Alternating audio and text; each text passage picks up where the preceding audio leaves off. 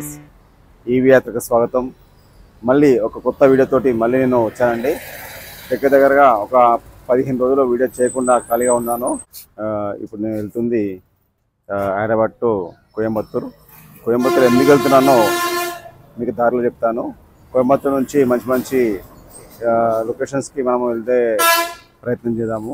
అక్కడ నుంచి మనకు ఒక 4 days మన ట్రిప్ ఉంటుంది. ఇది మీకు మిగిలిన విశేషాలు బస్ ఎక్కిన తర్వాత మీకు చెప్తానండి.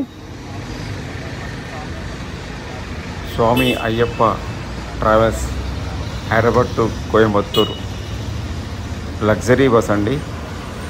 9600 సర్వీస్ గల బస్సు. చాలా అద్భుతమైన ఫీచర్స్ ఉన్న బస్సు.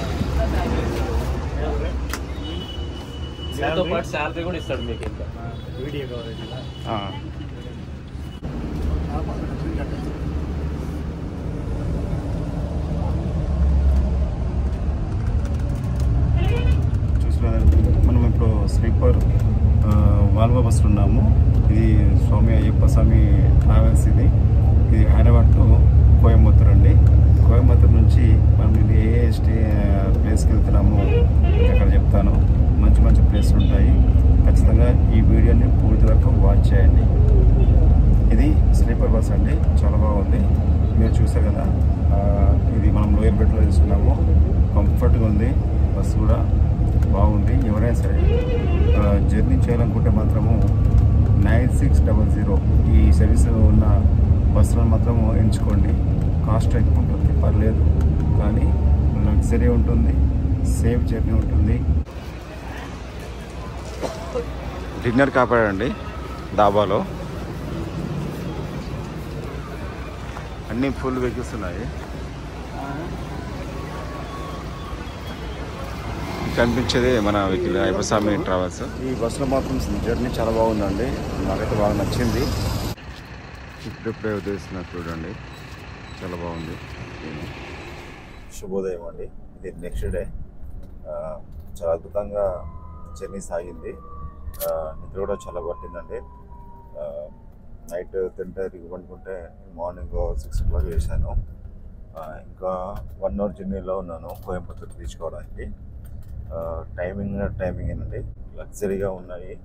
మనం ఇచ్చే డబ్బుకి కరెక్ట్గా వీళ్ళు టైమింగ్ కానీ లగ్జరీ కానీ మనకు చాలా బాగా సర్వీస్ చేస్తున్నారు.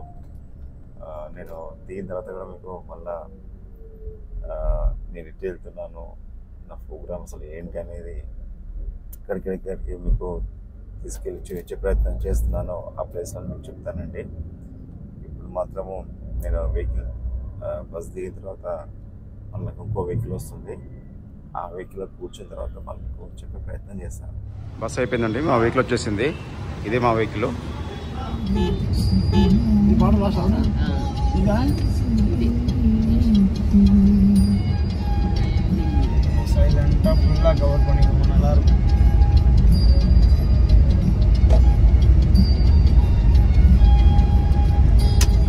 అన్న చెప్పులు వేసుకొని పోయినట్టే కదా, అన్న కలవలేడు.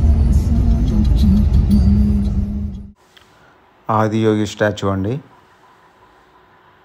చూసారు కదండి, హైదరాబాద్ నుంచి ఈషా కోయంబత్తూర్ వరకు ఆ జర్నీ మీకు నచ్చింది అనుకుంటాను. ఆ బస్ గురించి కూడా మీకు చెప్పాను కదా. ఈ వీడియో కానీ మీకు నచ్చినట్లయితే లైక్ చేయండి, షేర్ చేయండి, సబ్స్క్రైబ్ చేయండి. నమస్కారం.